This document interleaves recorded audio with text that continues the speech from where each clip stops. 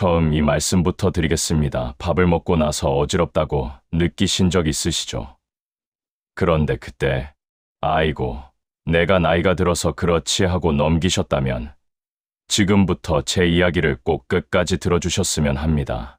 이 영상은 끝까지 들으셔야 합니다. 중간에 끄시면 안 됩니다.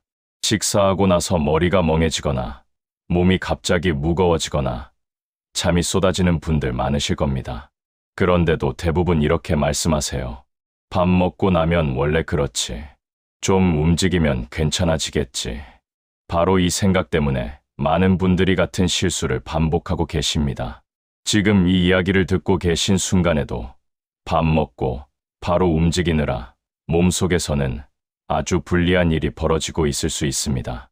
겉으로는 아무 일 없는 것 같아 보여도 속에서는 뇌가 충분히 쉬지 못한 채 버티고 있는 상황일 수 있습니다.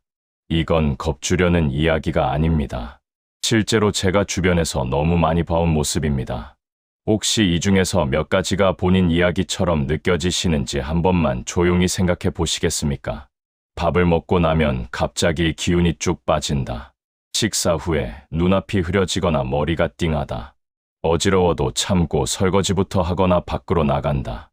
병원 검사에서는 특별한 이상이 없다고 들었다. 이 중에서 2가지 이상 해당되신다면 몸이 이미 전조 증상을 보내고 있다고 보셔도 됩니다. 이제 제 이야기를 조금 드리겠습니다. 저는 의사는 아닙니다. 하지만 제 또래 분들보다 먼저 몸의 변화를 겪었고 그 과정에서 공부도 하고 직접 실천도 해온 사람입니다. 이름은 만이라고 합니다.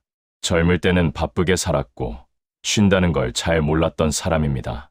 아침부터 밤까지 움직이는 게 성실함이라고 믿었고 밥 먹고 바로 눕는 건 게으른 일이라고 생각했습니다. 그러던 제가 어느 날부터 밥만 먹으면 이상해지기 시작했습니다.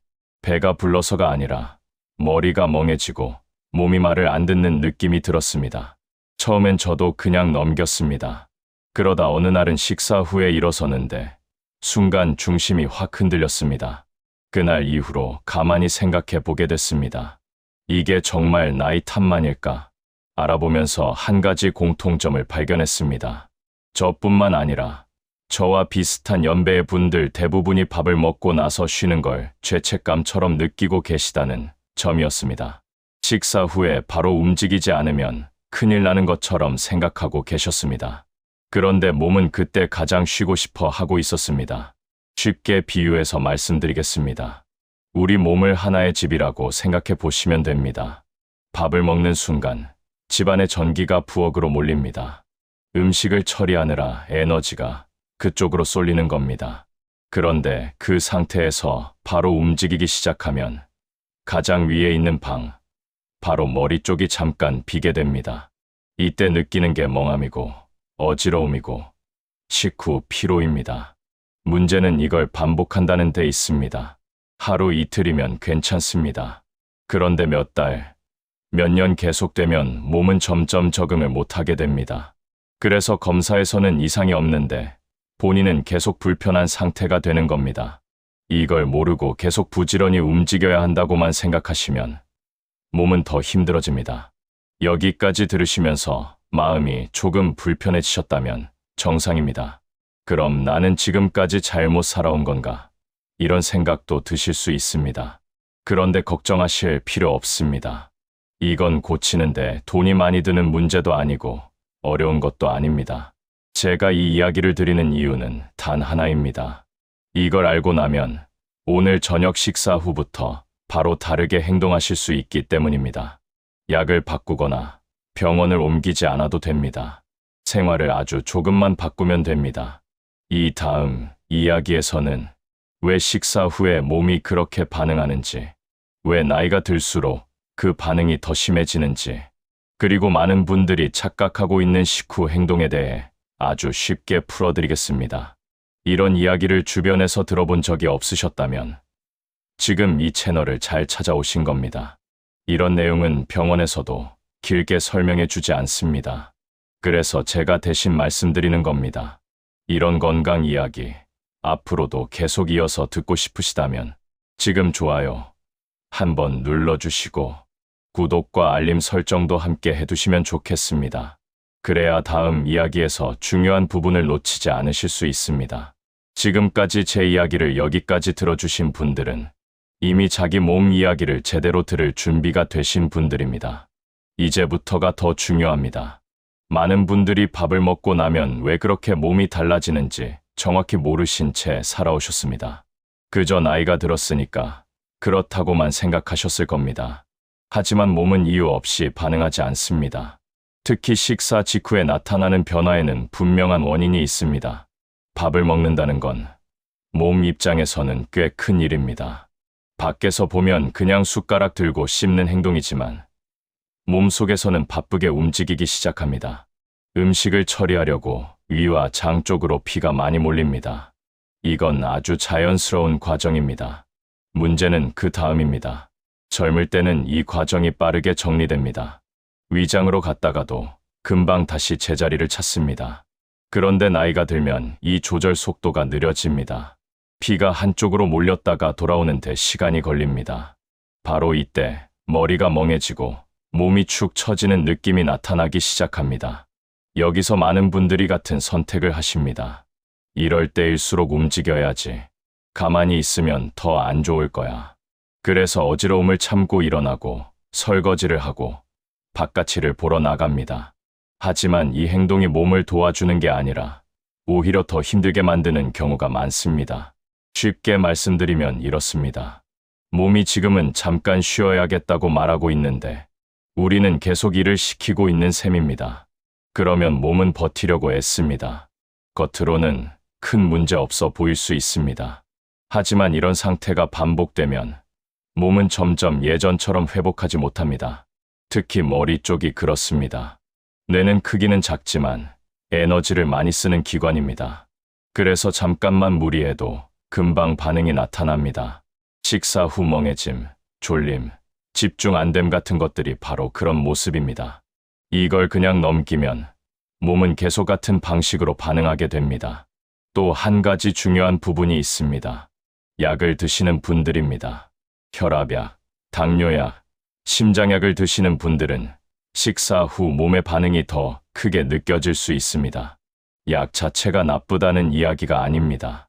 다만 약을 먹고 밥을 먹고 바로 움직이는 상황이 겹치면 몸이 더 버거워질 수 있다는 이야기입니다. 여기에 잠이 부족하거나 밤에 스마트폰을 오래 보시는 습관이 더해지면 어떨까요? 몸은 회복할 시간이 더 줄어듭니다. 그러면 식사 후의 작은 불편함이 점점 커집니다. 어지럼이 잦아지고 식후 피로가 일상이 됩니다. 이런 증상들이 계속 쌓이는 겁니다. 여기서 꼭 짚고 넘어가고 싶은 말씀이 있습니다. 이건 특정한 병 하나 때문만은 아닙니다.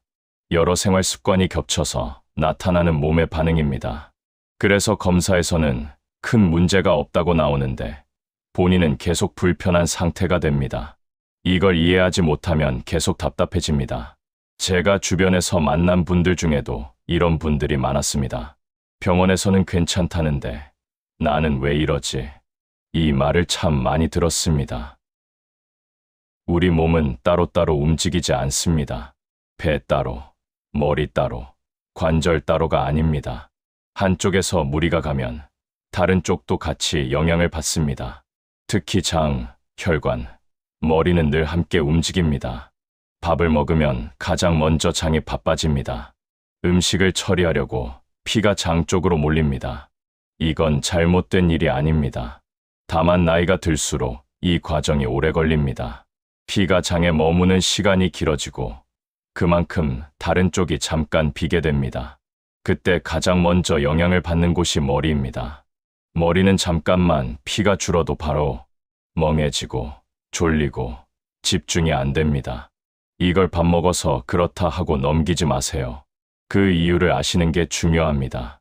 혈관 문제인데요. 혈관이 젊을 때처럼 말랑하지 않으면 피가 이동하는 속도도 느려집니다. 그러면 장에서 머리로 돌아오는 길이 더뎌지겠죠. 이럴수록 식사 후에 쉬는 시간이 더 필요해집니다. 그런데 많은 분들이 쉬어야 할 이 타이밍에 쉬지 않습니다. 오히려 몸을 더 씁니다. 설거지를 하고 빨래를 하고 밖에 나가서 일을 봅니다. 그러면 혈관은 더 긴장하고 머리는 더 버거워집니다. 이게 반복되면 식사 후 불편함이 점점 일상이 되는 것입니다. 이런 상태가 계속되면 다른 부분도 영향을 받는데 바로 잠이 그렇습니다. 낮에 충분히 회복을 못하면 밤잠도 얕아집니다. 자다가 자주 깨고 아침에 개운하지도 않고요. 그러면 다음날 식사 후 반응은 더 심해집니다. 관절이요? 이 부분도 예외는 아닙니다. 몸이 늘 긴장 상태에 있으면 근육이 굳고 근육이 굳으면 관절이 더 부담을 받습니다. 그래서 밥 먹고 나면 무릎이 더 무겁다고 느끼시는 분들도 많으시죠. 여기에 자세가 더해지면 이야기가 더 길어집니다. 식사 후에 소파에 걸터 앉아 등을 굽히고 계시는 분들 많으시죠. 엉덩이는 앞으로 빠지고 허리는 둥글게 말리고 고개는 앞으로 나옵니다. 이 자세가 반복되면 목과 어깨 쪽이 계속 눌립니다. 그러면 머리 쪽으로 가는 피의 흠이 더 느려집니다. 그래서 어떤 분들은 이렇게 말씀하십니다. 밥 먹고 나면 머리가 더 답답해요. 그건 음식 때문만이 아니라 그때 취하는 자세 때문일 수도 있습니다. 몸은 아주 작은 습관에도 민감하게 반응한다는 것 잊지 마세요. 제가 이 이야기를 길게 드리는 이유는 하나입니다. 식사 후에 나타나는 불편함을 어느 한 곳의 문제로 보지 않으셨으면 해서입니다. 장, 혈관, 머리, 잠, 관절이 모두 이어져 있다는 걸 아셔야 생활을 바꾸는 방향도 달라집니다. 72세 김영수 어르신 이야기입니다. 이분은 아침, 점심 가리지 않고 밥만 드시면 바로 움직이시는 분이었습니다. 식사 후에 잠깐이라도 앉아 있으면 몸이 더 처질 것 같다고 하셨습니다. 그래서 늘 식탁에서 일어나자마자 설거지를 하셨고 밖에 나가서 일도 보셨습니다. 처음에는 별일 없었습니다. 그런데 어느 순간부터 밥을 먹고 나면 머리가 멍해지고 몸이 무거워졌다고 하셨습니다. 특히 점심을 먹고 나면 어지럼이 심해져서 잠깐 벽을 짚고 서 있어야 할 때도 있었다고 합니다. 병원에 가서 검사를 받아보셨지만 특별한 이상은 없다는 말을 들으셨습니다. 그때 어르신이 제게 하신 말씀이 아직도 기억에 남습니다. 검사는 괜찮다는데 나는 왜 이렇게 힘들까요? 이 말 한마디에 많은 분들의 상황이 담겨 있다고 느꼈습니다. 생활을 조금만 바꿔보셔요. 어르신, 식사 후에 바로 움직이지 말고 잠깐 쉬어보세요. 저도 그렇게 했더니 훨씬 좋아지더라고요. 완전히 눕지 않아도 괜찮고 상체를 조금 세운 채로 15분에서 20분 정도만 조용히 쉬어보시라고 얘기했습니다. 처음에는 어르신께서 이러다 더 늘어질까봐 걱정된다고 하셨습니다. 하지만 며칠 지나지 않아 식사 후에 머리가 덜 멍해지고 일어날 때 중심이 덜 흔들렸다고 하셨습니다. 아주 큰 변화는 아니었지만 분명히 전과는 다르다고 하시더라고요. 이 작은 차이가 어르신에게는 큰 안심이 되었습니다. 다음은 68세 박정자 어르신 이야기입니다. 이분은 특별히 어지럽지는 않았지만 밥만 먹으면 잠이 쏟아진다고 하셨습니다. 식탁에 앉아 있다가도 눈이 감기고 몸이 축 처지는 느낌이 든다고 했습니다. 그래서 늘 내가 원래 기운이 없는 체질인가 보다라고 생각하셨습니다. 이분 역시 검사에서는 특별한 문제가 없었다고 하셨습니다. 혈압도 크게 높지 않았고 다른 수치들도 무난하다는 말을 들으셔서 더 답답해 하셨습니다. 아픈 건 아닌데 늘 개운하지 않은 상태였기 때문입니다. 이분에게도 마찬가지로 식사 후에는 소파에 깊숙이 앉거나 상체를 편안하게 기대고 조용히 쉬어보시라고 했습니다. 그 대신 쉬고 난 뒤에 움직이자고 말씀드렸더니 몇 주 뒤에 다시 만났을 때 어르신이 이렇게 말씀하셨습니다. 요즘은 밥 먹고 나서도 마음이 덜 급해요.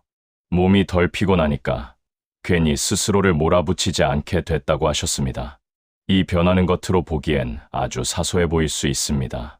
하지만 생활 전체를 바꾸는 계기가 되었습니다. 이 두 분의 공통점은 약을 바꾼 것도 아니고 병원을 새로 다닌 것도 아니고 운동을 늘린 것도 아닙니다.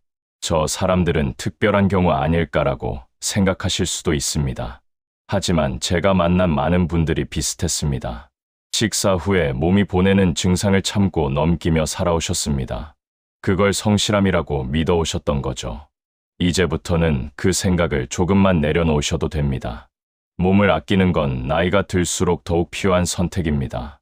이제 구체적으로 어떻게 해야 하는지 막연한 조언이 아니라 집에서 바로 해볼 수 있는 방법을 알려드리겠습니다. 먼저 식사 직후입니다. 밥을 다 드시고 나면 바로 일어나지 않으셔도 됩니다. 식탁에서 천천히 숨을 고르고 몸이 조금 가라앉는 걸 느껴보셔도 괜찮습니다. 그 다음에는 소파나 의자에 앉으시되 몸을 구부리지 않는 게 중요합니다. 엉덩이를 의자 안쪽으로 깊게 넣고 허리를 등받이에 가볍게 붙이듯이 기대십시오. 이때 고개가 앞으로 빠지지 않게만 주의하시면 됩니다. 고개를 들고 버티라는 뜻이 아닙니다. 그냥 턱이 가슴 쪽으로 떨어지지 않게만 해주시면 충분합니다. 이 자세로 10분에서 20분 정도 조용히 쉬어보시면 됩니다. 눈을 꼭 감지 않아도 됩니다. 텔레비전을 보셔도 괜찮고 음악을 듣거나 유튜브 라디오를 들으셔도 좋습니다. 중요한 건 몸을 쓰지 않는 시간입니다. 어떤 분들은 눕는 게 더 편한데 괜찮을까요? 하고 물어보십니다. 그럴 때는 완전히 평평하게 눕지 않으셔도 됩니다. 상체가 살짝 올라간 상태로 기대듯이 쉬시면 됩니다. 베개나 쿠션을 등 뒤에 두고 몸을 받쳐주면 충분합니다. 이렇게만 해도 몸은 훨씬 편해집니다. 이 시간을 마치고 나면 바로 일어나서 큰 일을 하실 필요는 없습니다. 천천히 일어나서 몸 상태를 한번 보고 아까보다 머리가 덜 멍한지 몸이 조금 가벼워졌는지 살펴보시면 됩니다. 이 차이를 느끼는 게 중요합니다. 몸이 어떻게 반응하는지 아는 것부터가 시작입니다. 그 다음에 움직이셔도 늦지 않습니다. 설거지도 하고 밖에 나가실 일도 보셔도 됩니다. 오히려 이 순서를 지키면 몸이 덜 힘들어집니다. 하루 중 이 시간이 가장 중요하지만 이것만으로 끝은 아닙니다. 밤에 잠자리에 들기 전도 중요합니다. 잠자리에 누우실 때 팔을 몸 옆에 꼭 붙이고 주무시는 분들 많으시죠? 그런 자세가 편하신 분도 계시겠지만 가슴 쪽이 답답해지는 분들도 계십니다. 그럴 때는 팔을 살짝 가슴 위쪽으로 올려보셔도 괜찮습니다. 크게 올릴 필요는 없습니다. 자연스럽게 가슴이 조금 열리는 느낌이면 충분합니다. 이 자세가 모든 분께 똑같이 좋은 건 아닙니다. 다만 밤에 자주 깨거나 아침에 머리가 무거운 분들께는 도움이 되는 경우가 많았습니다.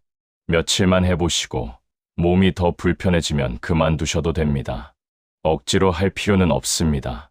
또 하나 자주 놓치는 부분이 앉는 자세입니다. 식사 후뿐만 아니라 하루 종일 앉아있는 시간이 많아지셨을 겁니다. 이때 소파 끝에 걸터 앉는 습관이 계속되면 몸이 쉽게 굳습니다. 엉덩이를 안쪽으로 밀어넣고 앉는 것만으로도 몸의 긴장이 달라집니다. 처음에는 허리가 뻐근하게 느껴질 수 있는데 그건 몸이 새로운 자세에 적응하는 과정일 수 있습니다. 이 모든 걸 한꺼번에 바꾸려고 하지 마시고 하나씩 해보시면 좋습니다. 가장 먼저는 식사 후 쉬는 순서부터 바꿔보십시오. 그 다음에 잠자리나 앉는 자세를 조금씩 조절하면서 천천히 바꾸다 보면 습관화됩니다. 여기까지 들으시면서 이 정도는 해볼 수 있겠다는 생각이 드셨다면 잘 오고 계신 겁니다. 몸에서 소화하는 동안 바쁘게 움직이면 더 좋을 거라는 생각이 틀렸다기보다는 이제는 다른 순서가 더 잘 맞는 나이가 된 것입니다. 식사 후에 잠깐 쉬는 습관을 들이신 분들 이야기를 들어보면 가장 먼저 달라졌다고 느끼는 게 머리 쪽입니다. 전처럼 멍한 느낌이 오래 가지 않고 가만히 앉아 있을 때도 마음이 덜 급해집니다. 집중을 잘해야 하는 일을 갑자기 잘하게 된다기보다는 예전처럼 덜 피곤해졌다고 느끼는 쪽에 가깝습니다. 그 다음으로 많이들 말씀하시는 게 기운입니다. 밥만 먹으면 축 처지던 느낌이 줄어들고 하루가 끝날 때까지 버티는 게 조금 수월해졌다고 하십니다. 예전에는 오후만 되면 아무것도 하기 싫었다면 이제는 할 일과 쉴 시간을 스스로 조절할 여유가 생겼다는 분들도 계십니다. 잠도 마찬가지입니다. 낮에 너무 돌아다니고 몸을 혹사시켰다면 밤에 자다가 깨는 횟수가 줄어드는 경우가 많습니다. 아침에 눈을 떴을 때 아직도 피곤하다는 느낌이 조금씩 옅어진다고들 하십니다. 이건 깊이 자느냐의 문제가 아니라 몸이 덜 긴장한 상태로 잠자리에 들어가기 때문입니다. 관절 쪽도 완전히 다른 이야기처럼 보이지만 사실은 연결되어 있습니다. 몸이 늘 긴장해 있으면 근육이 굳고 그 부담이 관절로 전달됩니다. 식사 후에 쉬는 순서가 잡히면 몸 전체가 덜 조급해지고 그만큼 뻣뻣함이 줄어드는 분들도 계십니다. 이 모든 변화의 공통점은 무언가를 더한 게 아니라 순서를 조금 바꿨다는 점입니다. 더 열심히 움직인 것도 아니고 아무것도 안 한 것도 아닙니다. 쉴 때 쉬고 움직일 때 움직였을 뿐입니다. 여기서 꼭 드리고 싶은 말씀이 있습니다. 여러분이 지금까지 잘못 살아온 건 아닙니다. 부지런함으로 가족을 챙기고 몸 아픈 줄 알면서도 참고 버텨온 시간이 있었기에 지금의 삶이 있는 겁니다. 다만 이제는 그 방식이 몸에 맞지 않게 된 시점에 와 있을 뿐입니다. 이제부터는 이렇게 생각하셔도 됩니다. 밥을 먹고 잠깐 쉬는 건 몸을 포기하는 행동이 아니라 다음 움직임을 위한 준비라고 말입니다. 하루 종일 누워 있으라는 뜻도 아니고 아무것도 하지 말라는 이야기도 아닙니다. 그저 가장 힘든 순간에 몸을 먼저 챙겨주자는 이야기입니다. 오늘 말씀드린 내용을 전부 다 기억하실 필요는 없습니다. 한 가지만 떠올리셔도 충분합니다. 식사 후에는 바로 서두르지 말 것. 그 시간만 지켜주셔도 몸은 분명히 다른 반응을 보입니다. 이 이야기를 들으시면서 부모님 얼굴이 떠오르셨다면 혹은 저 사람도 알았으면 좋겠다는 분이 계시다면 그분과 이 영상을 함께 나누셔도 좋겠습니다. 혼자만 알고 있기에는 너무 많은 분들이 같은 고민을 하고 계십니다. 오늘의 이야기가 도움이 되었다면 구독과 좋아요 한 번씩만 눌러주시면 큰 힘이 됩니다. 앞으로도 나이가 들수록 꼭 알아야 할 이야기들 어렵지 않게 부담 없이 계속 전해드리겠습니다. 지금까지 제 이야기를 차분히 들어주셔서 감사합니다. 이제는 조금 더 편안한 방식으로 지금의 시간을 살아가셔도 충분합니다. 감사합니다.